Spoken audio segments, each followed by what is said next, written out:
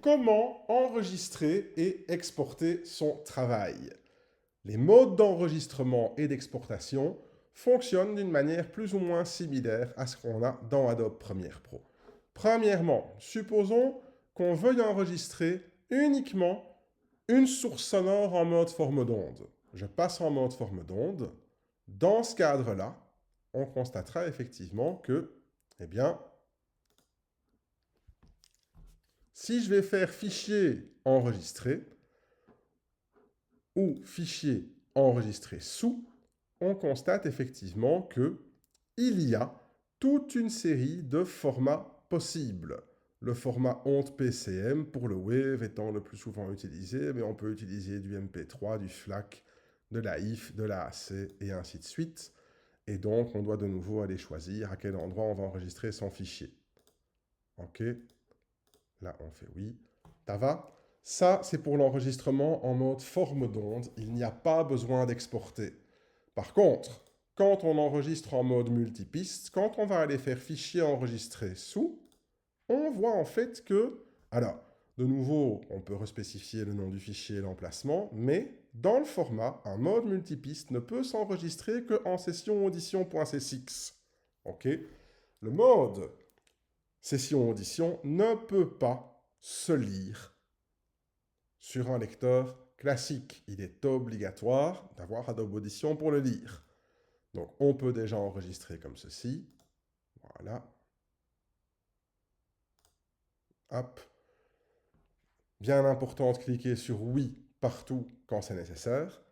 Et pour l'exporter, on fait fichier exporter. Et là, on voit effectivement qu'on a un menu déroulant qui apparaît mixage multipiste. Et donc, on peut choisir effectivement 3 manières d'exporter.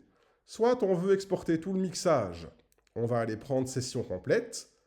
Soit on ne veut exporter que certains clips, on va aller sélectionner tous les clips avec l'outil de déplacement ou l'outil de sélection temporelle, et on va alors faire clip sélectionné. Soit on veut prendre seulement une période de temps, on va aller prendre l'outil de sélection temporelle, on va aller sélectionner la partie de temps qu'on veut, et on va alors choisir sélection temporelle.